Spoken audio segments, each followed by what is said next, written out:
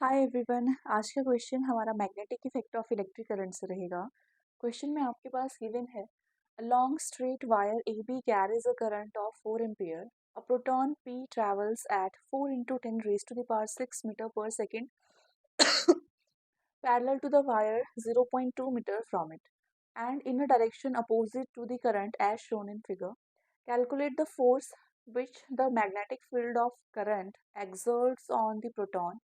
Also specify the direction of the force.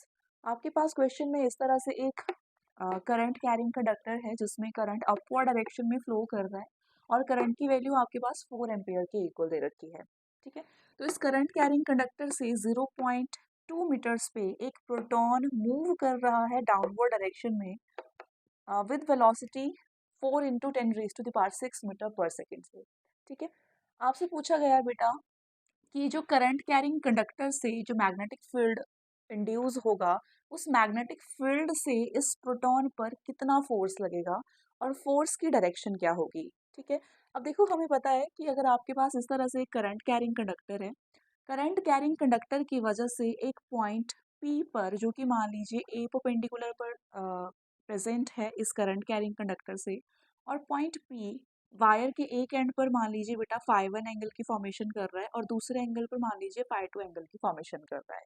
तो इस current carrying conductor की वजह से पॉइंट P पर मैग्नेटिक फील्ड की वैल्यू होती है mu not over 4 pi I over A perpendicular into sine φ1 plus sine φ2 के इक्वल। ठीक है, अब ये जो करंट कैरिंग कंडक्टर है अगर ये इनफाइनाइटली लॉन्ग स्ट्रेट है, ठीक है, अगर कंडक्टर की लेंथ बहुत ज़्यादा है तो उस केस में φ1 एंड φ2 की वैल्यू 90 डिग्री के इक्वल होती है।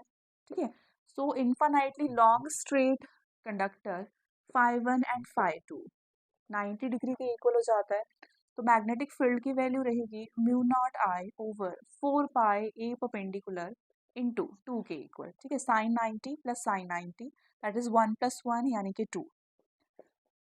तो ये है मैग्नेटिक फील्ड की वैल्यू एक infinitely long straight current carrying conductor की वजह से पॉइंट P पर। ठीक है, यानी कि इस कंडक्टर में मैग्नेटिक फील्ड इस तरह से रहती है, करंट कैरिंग कंडक्टर के आसपास मैग्नेटिक फील्ड की डायरेक्शन इस तरह से होगी। ठीक है, एंटी क्लॉकवाइज डायरेक्शन में मैग्नेटिक फील्ड लाइंस होंगी।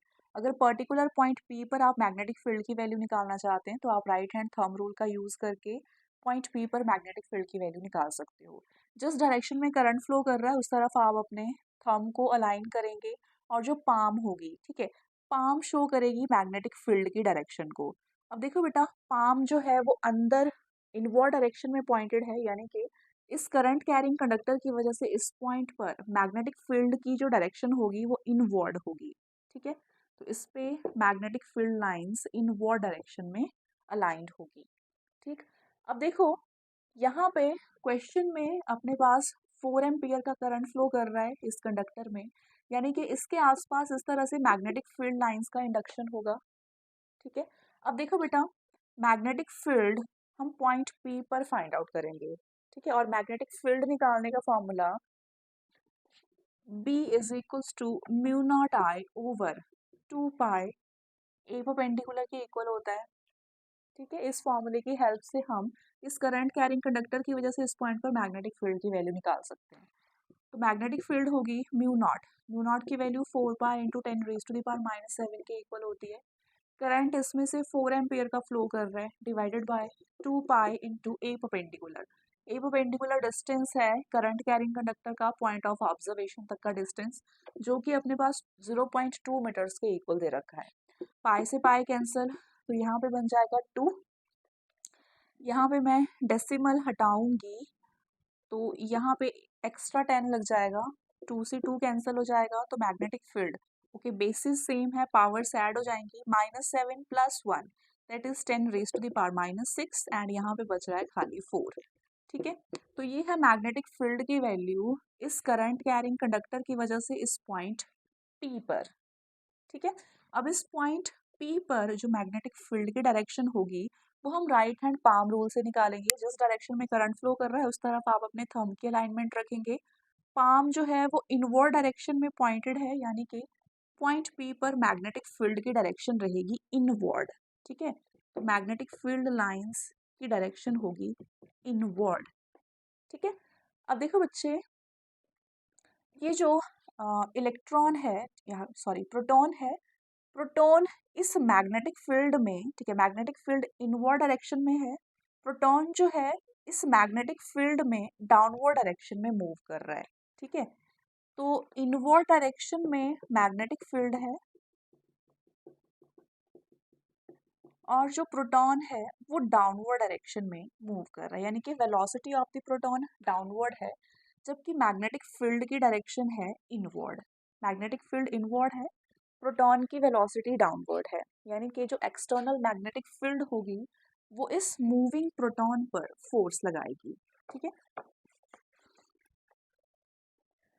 जो आपके पास एक्सटर्नल मैग्नेटिक फील्ड होगी ये इस मूविंग प्रोटॉन पर फोर्स लगाएगी, और फोर्स का फॉर्मूला होता है q V P sign theta के इक्वल। लास्ट क्लास में मैंने आपको बताया था कि इस मूविंग प्रोटॉन पर या फिर मूविंग चार्ज पार्टिकल पर एक्सटर्नल मैग्नेटिक फील्ड फोर्स लगाती है q v v sine theta के इक्वल।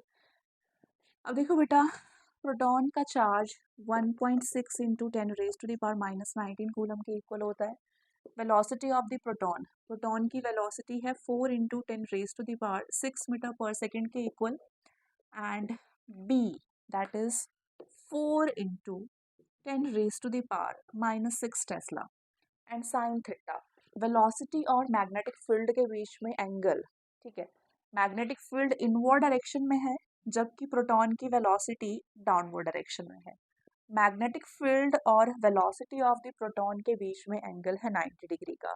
ठीक है, तो यहाँ पे बनेगा साइन 90, तो ये बना 1.6 इंटू 4 इंटू 4 इंटू, ओके, 10⁻6 से 10⁻⁻6 कैंसिल हो जाएगा, तो यहाँ पे साइन 90 इज 1, तो ये बचा खाली 10⁻⁻19 के इक्वल। ठीक है,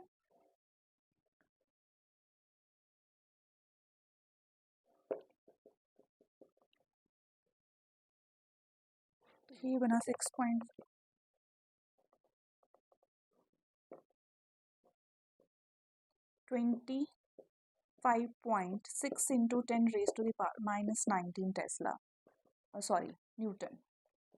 ठीक है, तो ये है फोर्स की वैल्यू इस मूविंग इलेक्ट्रॉन पर। ठीक है, तो आपके पास इस तरह से मैग्नेटिक फील्ड थी, मैग्नेटिक फील्ड इस मूविंग इलेक्ट्रॉन पर फोर्स एक्सर्ट करेगी 25.6 इंटू 10⁻⁻19 न्यूटन के इक्वल।